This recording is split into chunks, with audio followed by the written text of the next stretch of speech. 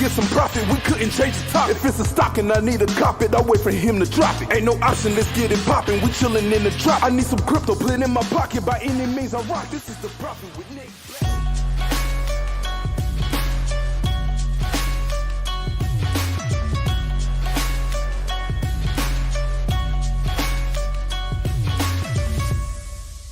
And we're live with Nick Black in 5, 4, 3, 2. Is that the real Brandon or is that an AI Brandon?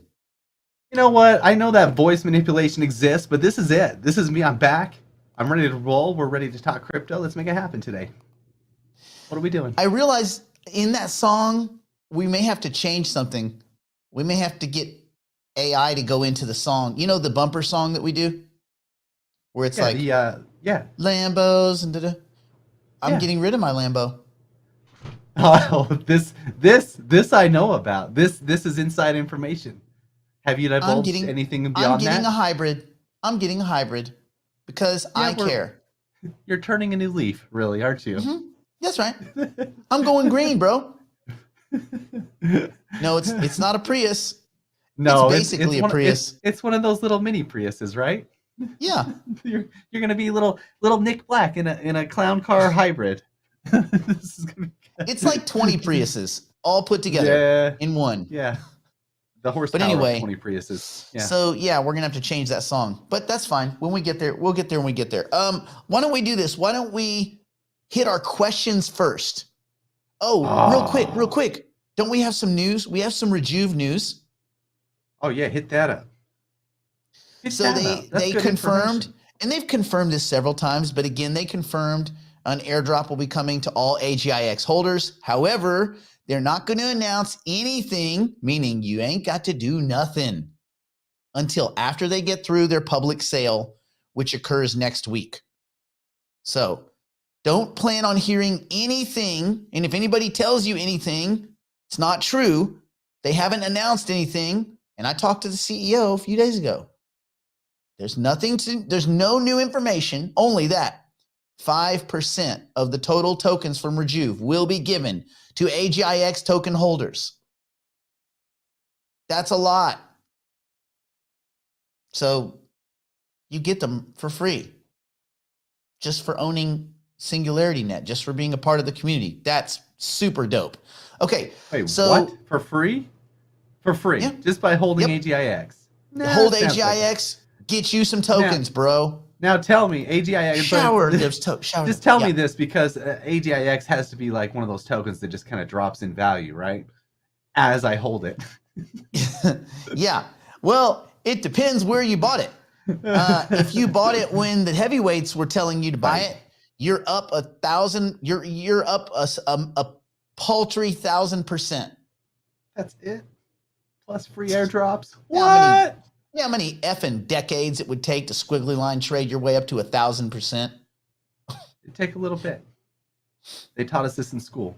Here's the thing. Foolish pursuit. Anyway, go ahead. A couple of questions in chat. The tan is Big Cap was right. The tan is from a potato field in Idaho. They have it. It's the sun's beating down. You're a liar. So that's where I got. You were in Hawaii. That's where I got my tan. Hawaii? What? You mean? Oh, that's the field's name. Hawaii. Yes, that's exactly it. SEC worst case. So this is the thoughts on the SEC calling everything a security but Bitcoin. We've done this. Worst case scenario. We've answered this. We're not going through this again. That's okay. We'll go to the next question. Hopefully. Yeah, it's like making sunsets illegal. It's a silly. Yeah. It's not even worth pursuing intellectually. It's so intellectually weak that we're not going to talk about it. Go on. Next one. What is the minimum amount of coin or cash you need to open a wallet? Well, it depends on what you mean. So let me go broader. You can buy $4 worth of Bitcoin on Coinbase. So the minimum amount is whatever your amount is. There's no minimum amount because digital assets can be purchased in fractions, decimals, all the way down. I mean, I think 6 decimal places is normal for Bitcoin 9. So you can go to the 100 millionth. So, I mean, if you could take a penny and cut it into 100,000 pieces, that's the percentage you could buy of any of these assets. So what's the saying? Splitting pennies? Yeah, you don't have to do that. Realistically, you got to listen to your budget, man. That's a budget question, but there's no minimum. Now, I will say this. For MetaMask, when you open a MetaMask wallet, you want to fund it with a little bit of Ethereum because that's the fuel that you burn to do transactions, right? You use electrons to make your lights work in your house. You use a little bit of Ethereum to make Ethereum-based transactions. So MetaMask wallet, but that's for, again, ERC20 tokens, Ethereum-based tokens, or layer 2s or side chains of Ethereum. So that's not for everything. It's for some things. So you need a little fuel. But for like a wallet on Coinbase or Kraken or KuCoin, Dust, they will accept Dust. Now, there's some minimal transaction fees if you're moving tokens back and forth. Could be $5, $8, $15, but super, super low barrier to entry. It's not like the equity market where you kind of got to pony up like $2,500 to open up an account, and then that money is kind of stuck there. Yeah, very low barrier to entry. Yeah, look at all those D-bags that were buying stuff. Well, they thought they were buying stuff on Robinhood. Remember that? Remember those idiots? They didn't even own it. They didn't even own it. Not only that, Robinhood didn't even own it. That's what was even funnier. They were trading against you, you dummies. Oh God! Did you see that was it multi-chain or multi-coin? The creepy, scummy, fraudulent multi-chain, whatever the name is. God, I got to get the name right. The creeps that pushed Solana and that were ponied up with Bankman-Fried, that had a bunch of money in invested with Three Arrows, with Luna, with UST, with like every bad actor, FTX, with Celsius. Like, they made every bad decision you could possibly make. The only thing they got right was they pumped up Solana to a bunch of idiots. Anyway, they're nuked. They're down 92, 93%. Like, their fund is done, dude. They're just completely unwinding. Because it turns out that if you gamble and you win, it doesn't make you good. Getting lucky one time doesn't make you good. These guys are it's so ridiculous. And as it turns out, it looks like, that's no point warning people about USDT. Stay away from USDT. It's just a flimsy effing mess. It may never unwind because it doesn't seem like anyone really cares that it's completely bogus and fake. But it looks like Alameda and this whole weird, creepy FTX, like as we get more and more data about it, it just looks like that was the only, that was the recent only market for USDT. Again, Tether. Just stay away from it. If you're going to hold stablecoin, hold it in USDC. Unless you're going in and out of Tether really quickly, just please stay away from it. Yes, you will. Oh my God, I feel like I say these questions a trillion times. Listen. Yeah. If you own AGIX and it's in a MetaMask wallet, you qualify for these airdrops, but you will still have to register, right? They're not going to give it to, people on hospice sitting in a freaking, mobile home waiting to die that don't ever get on the computer. Yes, you will have to register, but you can't do it yet. If you have tokens on any place that's not MetaMask, just assume you're not going to get anything for free, because guess what? The exchange would get those tokens. Do you think the exchange is going to give you the airdrop free money? No. All right, let's move on. Next question. I was going to say, there's a ton of questions about it. Anyway, you hit it all. No. So here's what we got. Fetch, this is good. Okay. This is a good question, actually. I staked Fetch on Cosmos via the bridge a long time ago when you Yes. walked us into it. Question, if I unstake Fetch, do I need to recross the bridge, and how do I get back on MetaMask? This is a good question. Well, because you have the native token. You have a Cosmos token. Can you hold Cosmos on MetaMask? No, because it's a different protocol. So there's two ways you could do it. One, you could go back across the bridge. You can go the reverse direction, and you can convert from the Cosmos Fetch token, which is native, to the Ethereum Fetch token, which is the Ethereum Fetch token, if you wanted to keep Fetch on MetaMask. or you could send it over. I don't know why you would just want to hold it on MetaMask. I'm not sure why you would do that. You've decided you don't want to stake it, or you're just trying to sell it. If that's the case, find an exchange like Kraken that deals with the new token, the native Cosmos-based token, send it over to Kraken and sell out there. Like, I don't know why you would move it. I don't know why you would say, I no longer want my reward of what's like 10 or 11% right now. I don't want that anymore. I'm tired of free money. So let me put it somewhere where there's no free money involved. So if that's the case, then you're just trying to sell out. So just say, I want to sell my fetch. What do I do? Because that's what you're trying to do. Because ain't no reason, ain't no dang reason to keep it on MetaMask. The thing always to keep in mind: do not just send it directly to MetaMask. You would lose your tokens. You're going to lose all of them. And the way you can't. It doesn't matter. You can't. Yeah. You can't send it. It won't even complete that transaction because Cosmos doesn't interact with Ethereum that way. Yeah. That's smart. So you got to send it to the way that I did it. You have to get a fetch wallet because the fetch wallet holds the native token. It's a Chrome browser extension, just like the MetaMask one. You send it to the fetch wallet, and then you can take it back over the bridge to the MetaMask wallet. But you have to do that step first, or else you can't do it. So make sure you get a fetch wallet. This just in, Brandon. This just in. Do we have a news thing like dee fetch? No, man. I'm going to see John Wick 4 tomorrow. Oh, yes. That's good. That is good. I think. Wait, tomorrow. When's it come out? Wait, when's it come out? I thought it didn't come out till like later for you plebes. I'm coming to Los Angeles. We're gonna go.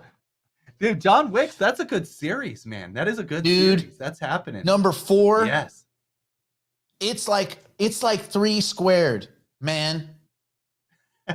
All right, back to crypto. It's going to be action-packed. Okay, so this is, oh my gosh, so another AGIX question. I think this is the Axis. It says, is it too late to buy Axis? But I think they mean AGIX. Or wait for the drop. Actually, I don't know what they mean. Listen, for any of these assets, not in a public broadcast like this, in a non-DHW or non-AICI or non-digital wealth network thing, I think we got like 3 things now. I'm not going to give investment advice. Nope. What I will say is this: for any asset that you like, you should be dollar cost averaging. If you still like it, and if you still think it's going up relative to the other assets in your portfolio, continue to dollar cost average. Am I still purchasing AGIX? Well, AGIX now represents 30-something% of my portfolio because it went up so fast. So I'm thinking of overall portfolio balance. Now, your balance depends on when you got in the space, what you've owned, and how it's performed. And there's no quick answer for that. So you just reduce it to the simple. Always dollar cost average, always. Whether you're going in, whether you're coming out, always dollar cost average, always. What is it, the price of it right now? It is 41.3 cents. Gosh, down 7% on the day. Man, it's only up 900% in the last 3 months. But it's down from its highs of a couple weeks ago, which was 66 cents. That was the all-time high, by the way. It just barely peaked the all-time high. We're in the year of AI, so I don't think this is all she's got.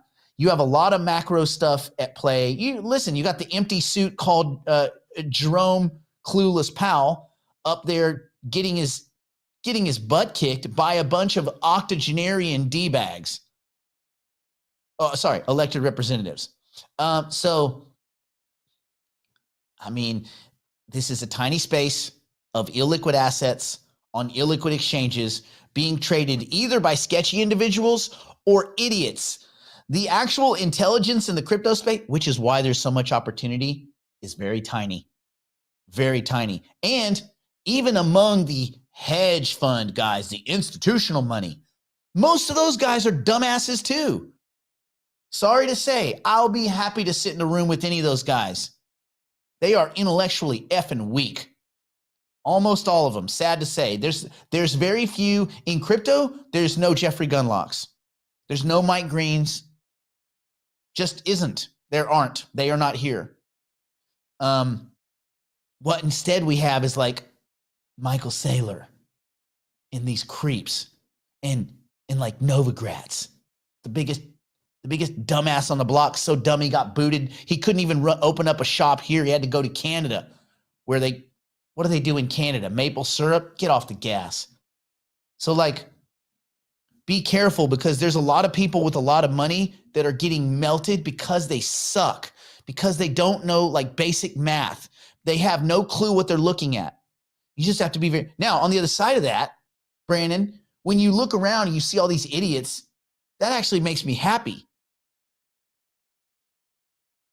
So, because I see I agree. dummies. Yeah, that's opportunity too. Yeah. Right? Anytime you have people that don't know something or behind the curve on something, that means you're ahead of them and ahead of the curve on that. So, yeah, that's still a win. When everybody knows everything, you've lost. Big Cap said, and he yelled it, did not listen to that advice, bought 10K of AGIX on a credit card on December 25th.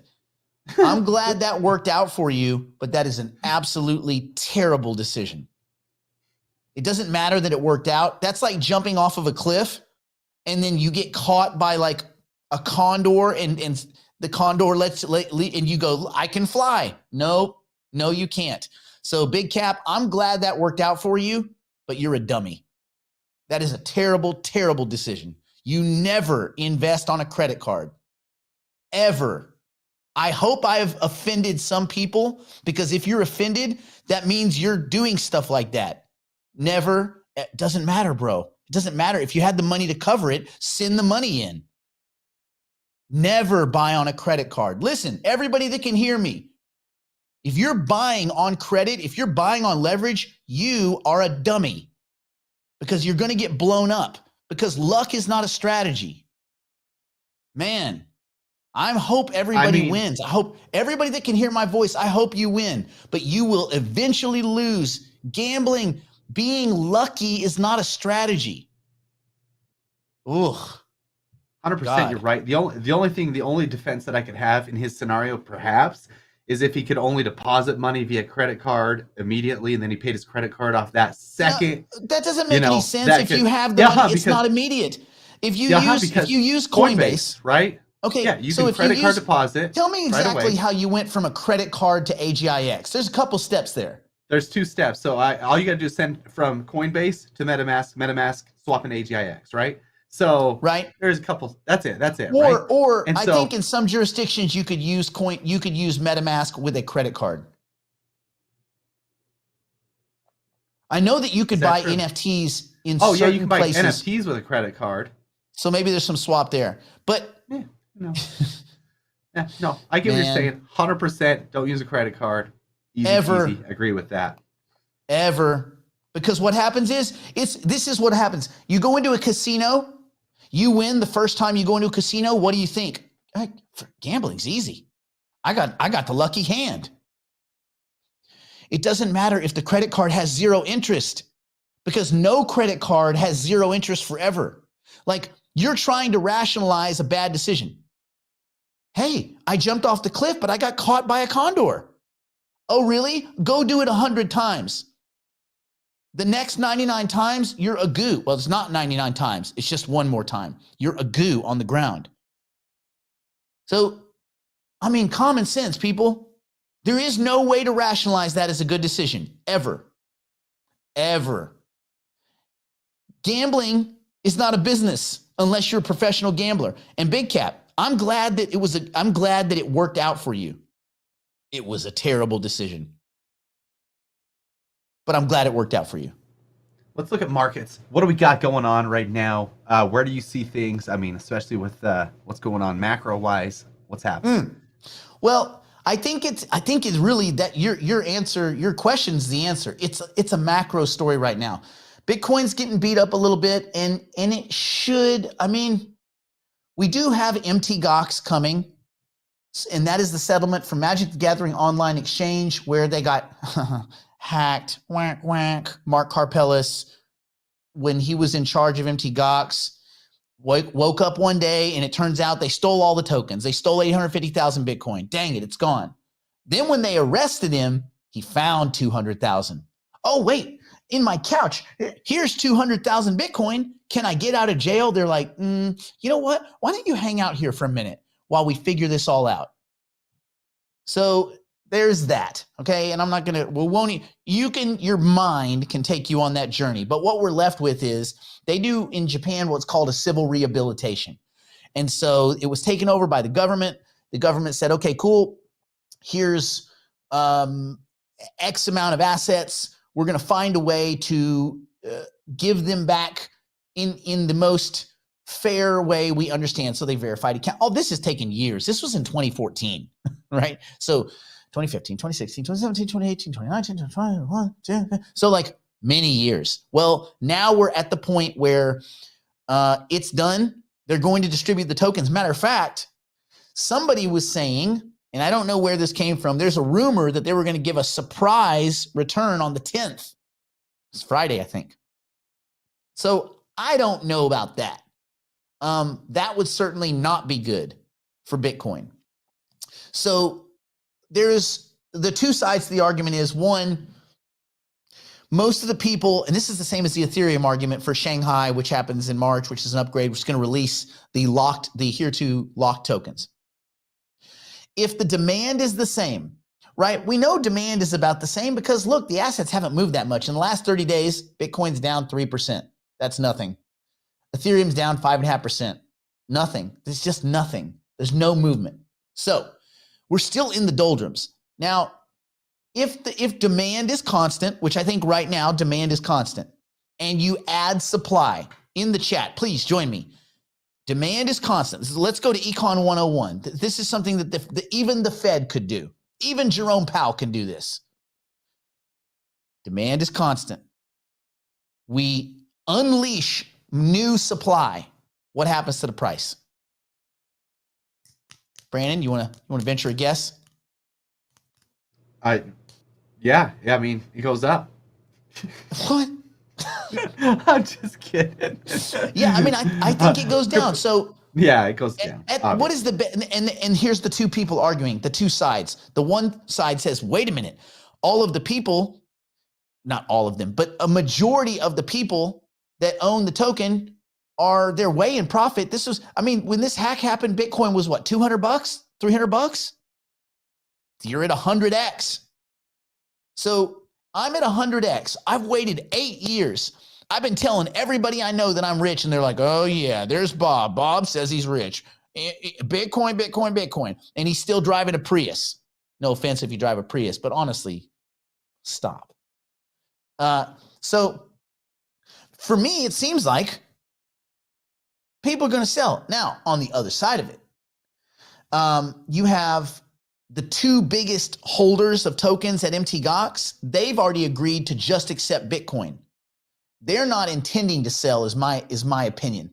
So you have about 10 to 20% of the 140 or so thousand Bitcoin. So, 14 to mid 20s thousand Bitcoin probably going to hit the market, because I'm feeling like also we're going into like the world is in recession. The whole world is in recession. There's no soft landing. There's no landing. This crap. You got to be a dummy to buy into that stuff. We're in a recession. Wake up. And it's not going to get any better. Brandon and I were just talking. Look at China. There's a reason why shipping container rates have gone to dust. There's a reason why the great, reopening after COVID produced nothing. Housing prices going down. Personal savings going down. You think China is going out to rage spend? Get off the gas, dummies. Like common sense. I'm not talking to people here. Like in general, you hear the crap you hear on CNBC is mind-boggling stupid. Oh, 500,000 new jobs, Janet Yellen says. That's the best ever. No, it's actually statistically during recessions, you will see bumps in employment. And also, that's a scam employment number. The BLS even said they aggregate and reconcile from the year before. It's a reconciliation. There was never 500,000 nothing that happened in January. That is an absolute structural math-based effing lie. And if you buy that, then you buy all the other stupid crap that they're selling you. It's like there's so much very obvious data. Oil Why are people stockpiling oil? Is it because everyone's out driving and spending because the world's expanding? No. Then you go, okay, well, so let's see, China, fail, exports, fail, Japan, fail. Is China coming with QE? No, they just made it very clear. There ain't no QE coming. They're not going to rescue China and then rescue the rest of the world. So that's a dummy play too. So the empty suits at the Fed are hanging on to one stupid number. And you know what? It's intellectually dishonest. It's a lie because they know they're wrong. Even when Janet Yellen was talking the other day, you could tell she felt stupid. She felt uncomfortable. And you know why? Because she made a statement a few years ago that because of the powers of the Fed and monetary policy, and I quote, "We will never have another recession."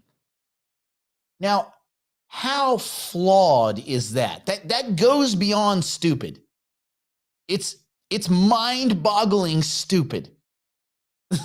Like, it's just the craziest thing. So anyway, and you look at, so you got container rates, you got China failing, you got Japan failing, you got most of Europe getting nuked.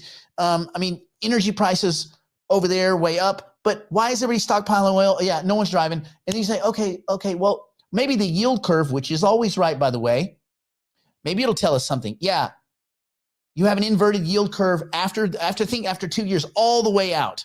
Why? Because the people that really deal with money, the actual market, the bond traders that actually do know what they're doing, they are calling everyone's bluff. They are saying, not only are you stupid, you're all stupid. And I mean, you're all is like the compliant talking media. And so that's the problem is that most people just drink it in because they don't have the time to just research. They don't have the time to really think about this stuff. So like you have bad information, and unfortunately, most of your finance managers, most of your hedge fund managers, they get their marching orders from a compliant dummy media. And it is the reality that we live in. So that's the greater story in the crypto space, which to me presents a lot of opportunity because it's incredibly good to invest when everyone else is like, oh no, things are bad, things are dead. Yeah, good, cool. Keep talking it. Let me keep buying quality assets, build a nice big fat portfolio so that when we get that invariable rise, we'll get the dummy pump when the Fed reverses course, which sooner than later. And then there's the realization, oh, wait, why would the Fed be pivoting? Oh yeah, because the whole world's in a crap economy. Doesn't matter because financial markets tend to dummy their way up in bad times. So we're probably fine. Also, AI's gobbling up the world, and you definitely want to have a nice, good kind of balanced position, balanced kind of access to the quality AI assets. Anyway, that's the story. There's nothing really unique that's going on. It's just a macro story. Yeah, what I'm seeing here too. And a lot of people, we had a lot of questions today in chat about AGIX, about some other things, about what to buy, what's happening, crypto, AI. The space is moving so quickly. And Nick, honestly, do you know a ton about the space? Whenever we talk before our shows and I say, oh, this is happening, you already know about it, which is kind of crazy. When I talk to my other friends or somebody about something, they're like, huh? Like way behind. But guys, if you guys enjoyed this show's in the main room right now. Join Digital Heavyweights. This is where Nick goes into detail about these types of tokens, about the trades that he's getting into, some other things. But even more than that, Nick talks about the psychology of trading and a couple other things that is going to keep your portfolio balanced, which he did mention a little bit in this show today about his AGIX going up in proportion to his portfolio. He talks about all that stuff and the importance of keeping abreast of the situation and up to date on all the things happening in crypto because it happens so quickly. Join Digital Heavyweights. We had a ton of people join last week. I promise you guys, it's going to be something worth your while. Nick knows what he's talking about and what he's doing. So by all means, go ahead and call the number on the screen or just click on the screen. You're going to get in there, get that taken care of. Or don't, and keep trading squiggly lines. And you're going to end up paying me rent at some point because I'm going to own your whole effing city. So, but choice is yours. No, Fair. I'm kidding. Fair. Not really, but kind of, but not really. It is very difficult to manage any kind of portfolio if you don't have some kind of basics. So the heavyweights is more, it's be brilliant at the basics, whether it's crypto, whether it's commodities, whether it's securities, whatever your market is, you still need basics. Most people don't have them. You can come and get them. And on that note, we'll see you tomorrow for Digital Heavyweights. Stay in school. Don't do drugs. Don't do anything. My poor insolvent drunk strung out on meth grandmother, nor Eric, who's not E-Meg, who's not Brandon, who's not Nancy Pelosi, who's not Elizabeth. Dude, did I get it? Did I get it? I think I got it. Dude, I think, ask the chat. I think I nailed that bleep. I don't think you did. I'm pretty sure if we do the replay, you didn't. Whatever. Who's not Elizabeth? Who's not Ryan? Who's not Garrett? Who's still not Brandon? Who's not Nancy Pelosi? And I'll see you in the next one. I bid you a pew pew. Pew pew. Pew pew. Hey, it's Mark Sebastian. You know me as a quick